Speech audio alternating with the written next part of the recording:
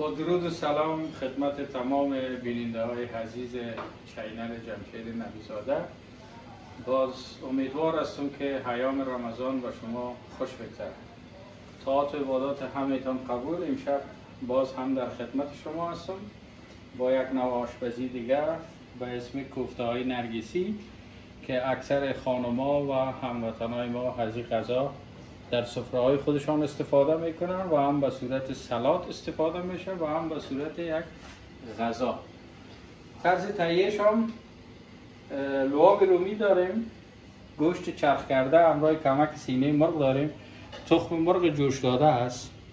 در لعابش پیاز اضافه میشه و بانجان رومی. باز در قسمت دیگه تشریح میدیم به خاطر سالاد چپس است.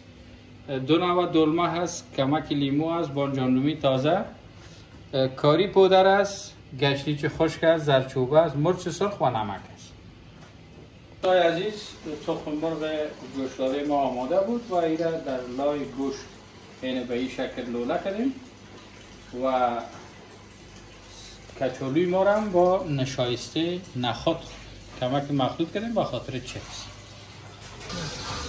دوستای عزیز، دیگه حال طرز تهیه را برای شما میگم. در قدم اول کمک روغن و به ترتیبش پیاز خام،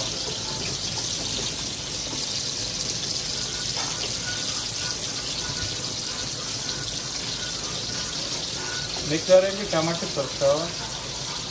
حالا نوبت زردچوبه.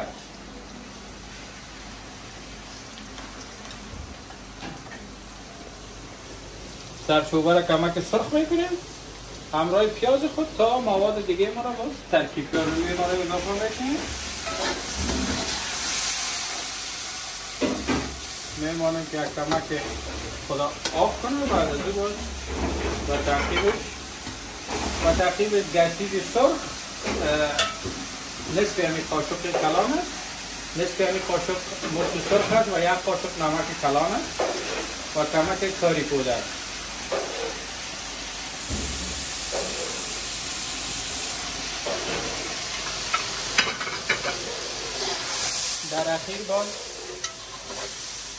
در اخیر یک کمک لعاب آماده شده هم داریم که استفاده میکنیم به خاطر که ذائقه خوب کنن، چون بانجان رومی ها زیاد آبدار نیست. دوستای عزیز، بانجان رومی ما خوب لعاب شد، همینطور به قیام خود رسیده. به تعقیب دو نوع دلمه را میندازیم به خاطر طعم و ذائقه و دیکور غذا. یک دو سه دانه لیمو هم هست.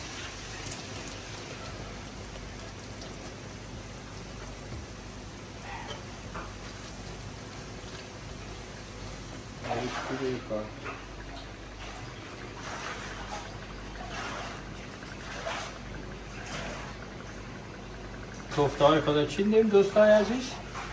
یک کمک به این آب اضافه میکنیم تا که این خوب صحیح همینطور پخته شود با مزه. چپس ما را برای سالاد آماده میکنیم. میره با نشایسته نخود یک کمک مخلوط کردیم که حالت بریان رقم یا ترک به انسان مزه داره.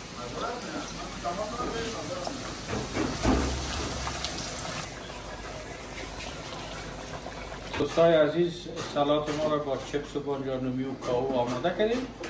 کوفته های نرگسی در دو حالت استفاده میشه، هم برای سالاد استفاده میشه، هم برای قورمه و لعاب مثل کوفته دیگه معمولی واره استفاده.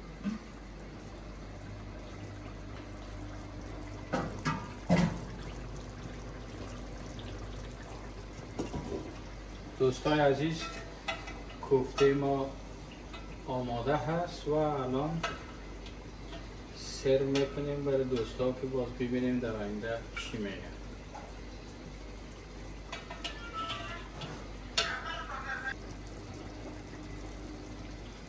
این دوستای عزیز، کوفته ما آماده شد.